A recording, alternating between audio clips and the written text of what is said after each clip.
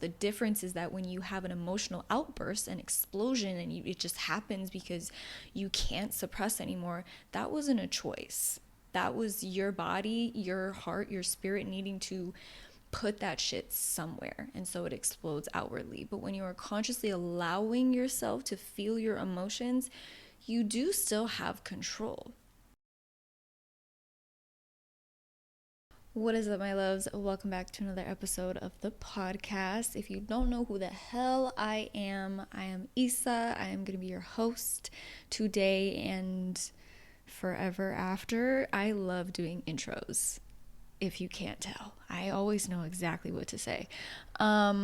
So today's episode, let's just get into it. If you are one of those people who could walk into a therapist's office and sit down and be like, listen, this is the problem, this is what happened to me, this is how I was traumatized, this is what I'm moving through, very self-aware, very much connecting all the dots, now fix me.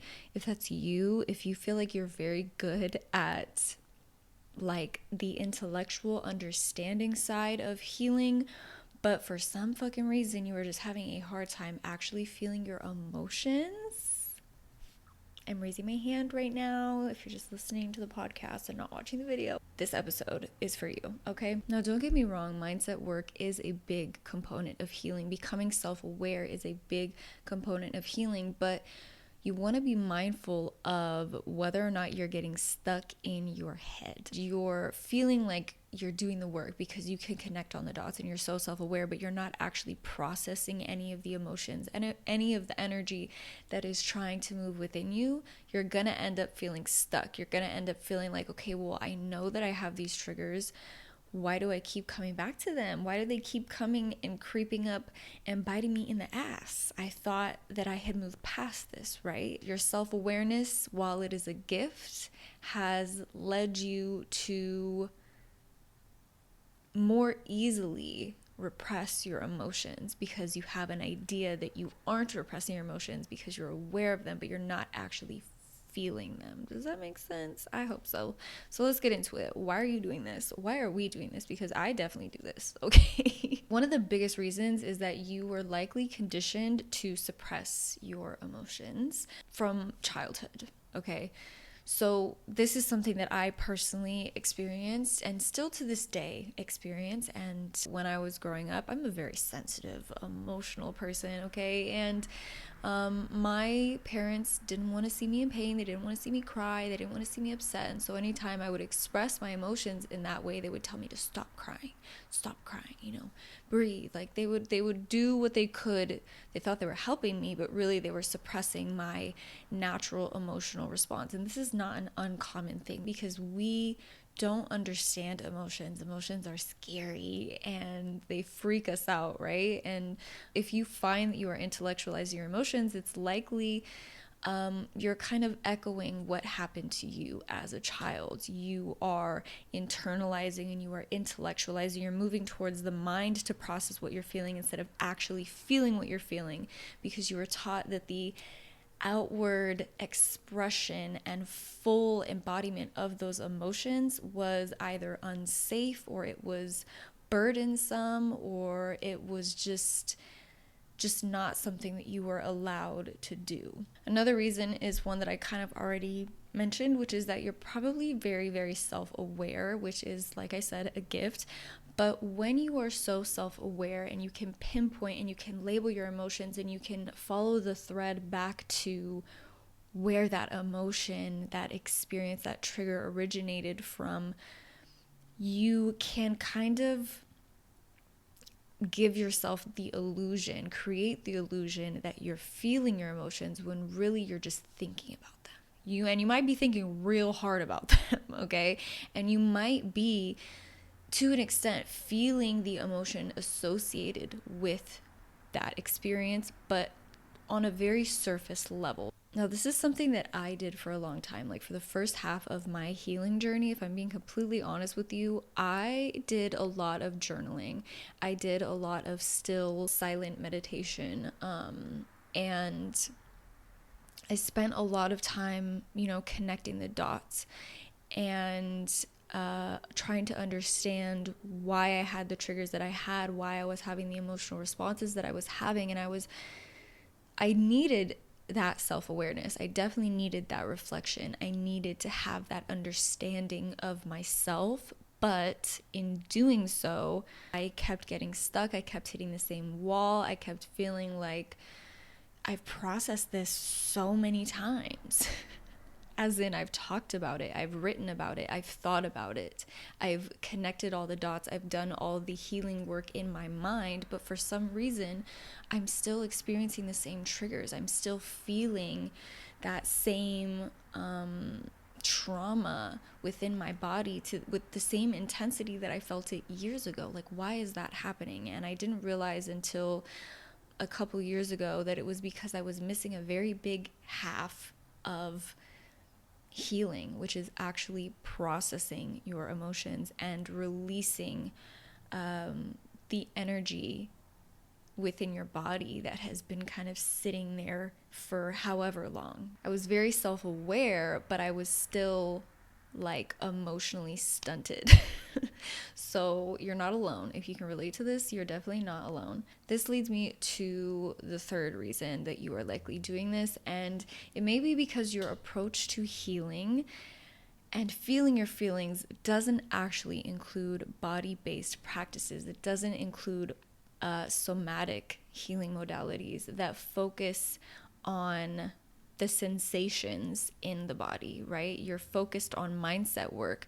Maybe you're focused on the affirmations. You're focused on rewiring your subconscious mind. You are focused on journaling. You're doing talk therapy, and all of these things are beautiful things. I do all of these things. But it's only half the equation. And the fourth reason that you are likely doing this is one that I think is probably subconscious, if not unconscious, for a lot of us.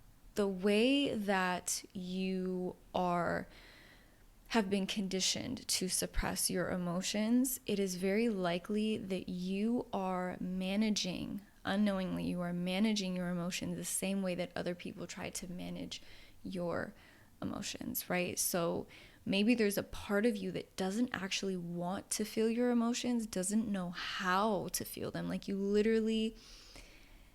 don't know how. And by intellectualizing them, you are managing your emotions. You are controlling your emotions. So maybe there's a part of you that is trying to be more in control and unconsciously controlling your emotions, suppressing your emotions, even if you think that you're processing them. That gives you some semblance of control and like reeling yourself in. Maybe there's a part of you that is afraid that if you were to allow yourself to fully feel what it is that you are suppressing, your pain, your anger, your fear, your grief, maybe there's a part of you that is afraid that you will lose control and that you won't be able to rein yourself in.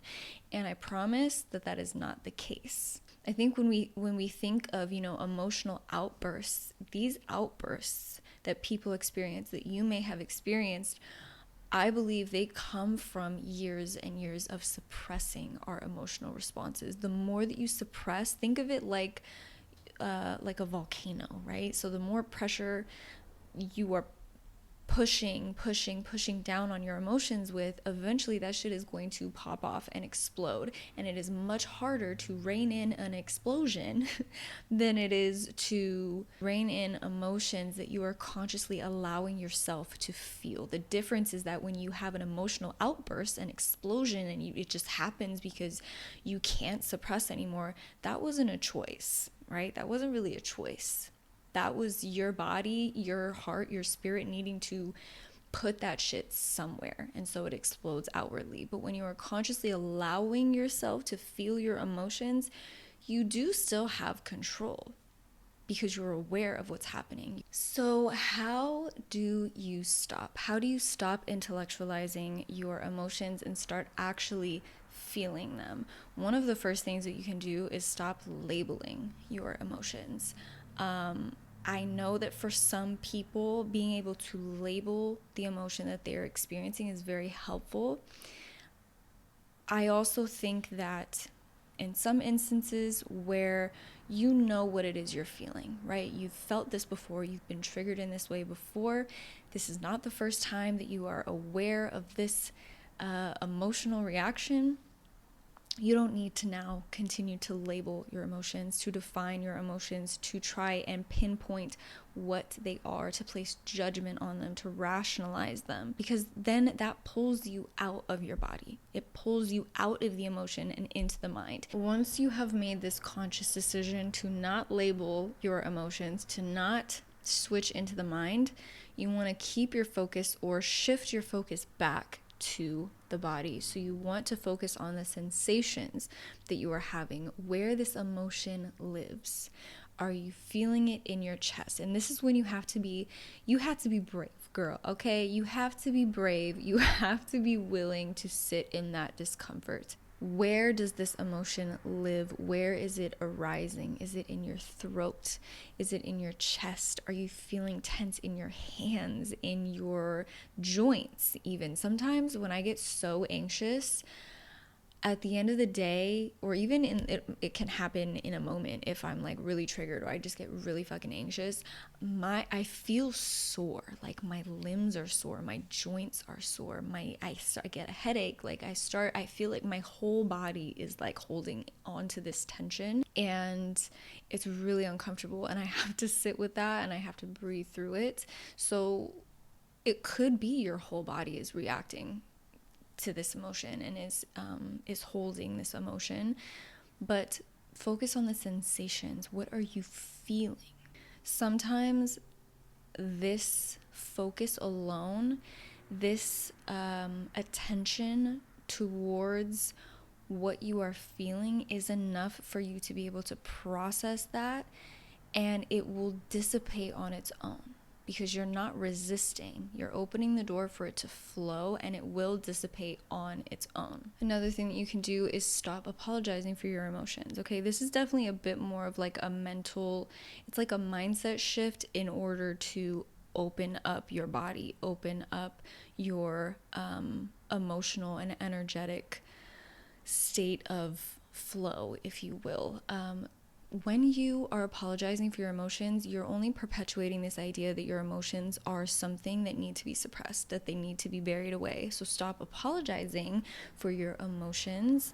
I'm talking to you and I'm talking to myself. Now, if you are a journaling girly, if you like to do your affirmations in the morning, do your affirmations at night, whatever, if you like that kind of mental mindset, subconscious rewiring work, don't get rid of it. Keep that. Keep the things that make you feel good. Keep the things that keep you feeling aware and conscious of yourself, that keep you in tune with what is happening within your psyche. Keep those things and incorporate somatic exercises with those things. Like, for example, before you sit down to journal, do some breath work.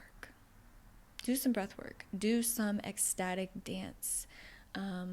Move your body around, shake that energy around, see what comes up. Do some deep belly breathing, see what comes up, and then journal about that. Write about the sensations that came up and the thoughts that may be associated with those sensations, that may be tied to those sensations, those feelings in the body. Something that I like to do when I'm doing affirmations, instead of just listening to my affirmations, because I find that doesn't really work for me, our thoughts are tied to sensations, are tied to emotional, energetic experiences within the body. And so when you're trying to rewire the thoughts that you have, the subconscious thoughts that you have, doing something like breath work or tapping, EFT, is a way to embed those thoughts deeper into your subconscious. So I like to do my affirmations with EFT or with breath work, whether I am just listening to them or I am speaking them aloud to myself. It helps me to feel like I'm actually embodying the thoughts rather than just thinking the thoughts. And the last thing that you can do is spend time with people who honor your emotional expression. Stop spending time with people who shut you down, okay? if you cannot get away from people like that because you live with them, for example, they're your family, you're younger, you still live with them, whatever the reason may be, you want to be really mindful of creating solitude, creating space for yourself to be with yourself and to practice honoring your emotions, right? Maybe you can't get away from the people right now who shut you down, but you can spend more time with a person who won't shut you down, which is yourself, right? Or with other people, friends, peers who don't shut you down.